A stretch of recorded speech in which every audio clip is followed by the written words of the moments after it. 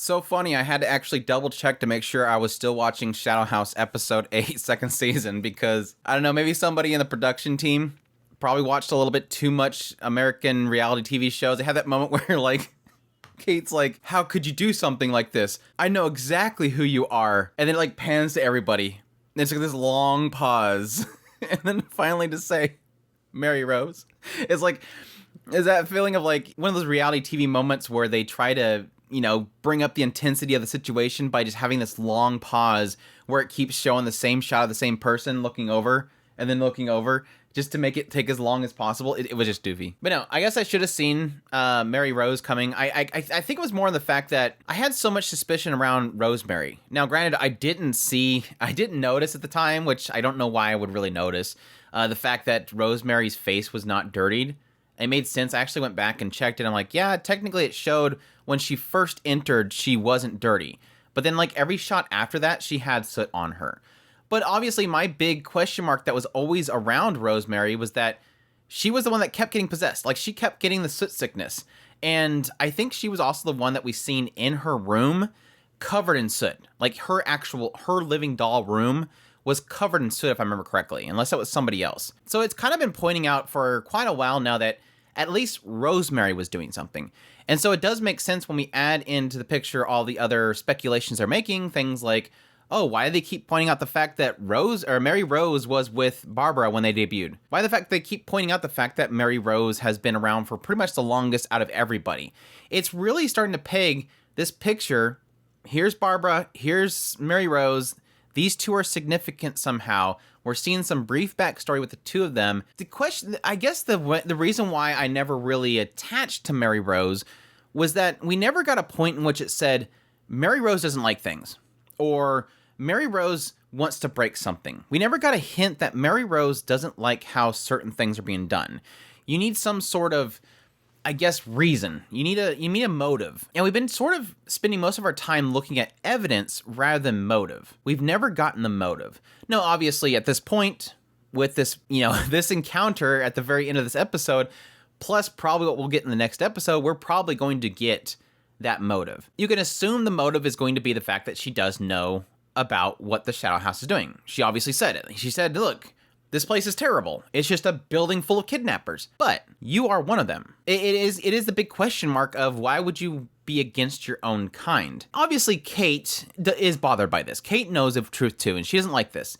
This idea that these humans that we're bringing into this house are being controlled by us, being mimicked by us, and it's not a positive thing. It's not something that she likes. Kate does not like it. And you would assume that Mary Rose is going to be in the same boat. But I do believe at some point they're probably going to make it into something a little bit differently than what Kate's dealing with. I'm assuming eventually, because Kate says it herself, don't assume everybody that knows this information is going to have the same desires as you. What is Mary Rose's desire going to be? Is it more because she's bothered by the fact that what Barbara's going through, what maybe Christopher has done in the past? What is her goal? What is her gain? I'll be curious to see how that lays out, because I think the big question mark is going to be at this point is they're going to have to establish a difference between what Mary Rose wants and what Kate wants. To have them both want the same end game wouldn't be as interesting. But it could be. This could be the beginning of their partnership. That whole encounter was cool, though. I do like the fact that, as usual, Kate has a big problem with her own keeping her cool.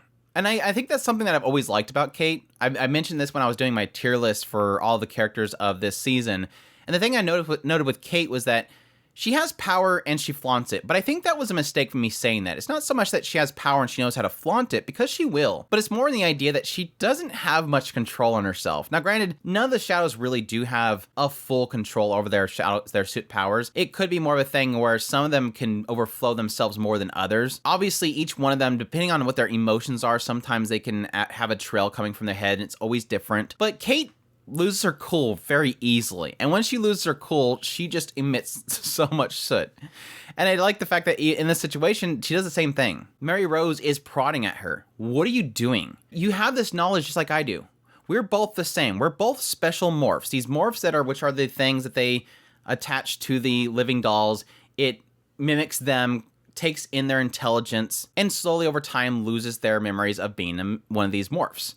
Whereas Kate, just like Mary Rose, remembers all those memories of back when they were a morph. They know what the system's doing, which was nice to finally get an explanation of why Kate knows all this information. Because I think I was questioning that once again last episode was, why does Kate know all this information? Who told her all this information, or how does she know it? Well, this was the answer, and it was what I was speculating too. My speculation was that Kate had these memories from before she was, became Shadow Kate, before she got her form. I figured my assumption was more in the idea that she was similar to what happened with Shirley. So Shirley, she went to the debut, she failed the debut, and they destroyed her. But now she's like a little morph. I would assume she's back to being a morph, and she's been running around.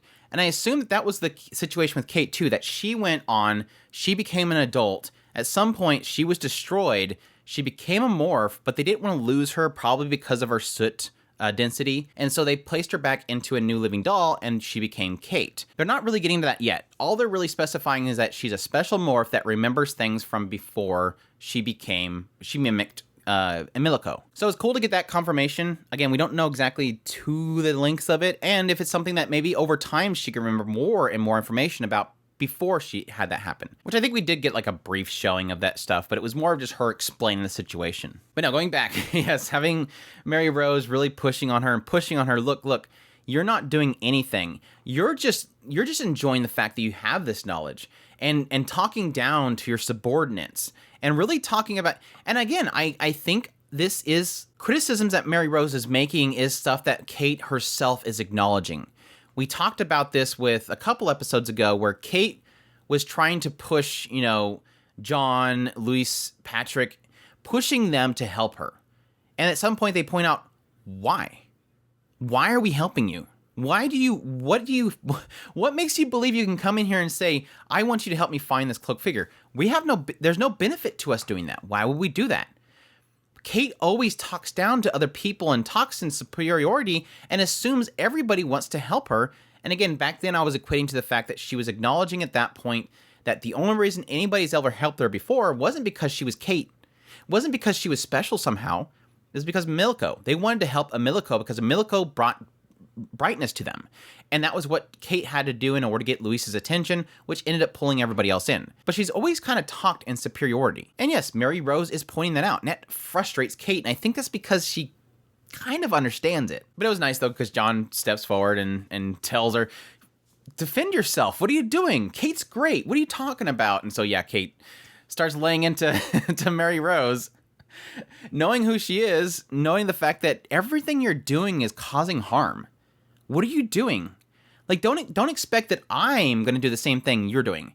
Because we have the same basic knowledge of what is going on, doesn't mean I'm going to do everything the way that you do it. Because where you're doing it is causing harm. She's pointing the fact that the bells are going nuts. The point of the fact of what she's put Rosemary through. All the people that have been inflicted by soot sickness, Mia, all of them are sick. It's what you're doing that's causing harm to people. Not me. But yeah, connecting all the information together, including what Emilico said about how Rosemary did not have a dirty face, even though she came in with soot sickness and just blasted out all these soot creatures. She figured out that, yes, you're Mary Rose. So I'll be curious where it goes from here. Like I said before, my mindset's more in the idea is, what does Mary Rose want? Obviously, Mary Rose is kind of stuck there. I mean, we could assume she has technically come through the door before, so it does insinuate that Mary Rose at some point has snuck out of the children wing, and she eventually had to some point sneak back into the children wing. My assumption is that she was trying to help them with something outside the children wing, maybe during the debut or something like that. Maybe she was doing something behind the scenes, but it at least shows that Mary Rose is coming to and fro. Additionally, like I said, what is her goal here? Is she going to be similar to Kate? That's what I'm kind of hoping to hear about in the next episode. Is she similar to Kate in the idea that she doesn't like how they're doing this to humans? She's already stated that. She said this is a place of kidnappers, but does she really believe that? Or is it that that's what makes her hate this place, but not necessarily that she cares about the living dolls? Like I said, it seems like she's been putting Rosemary through hell.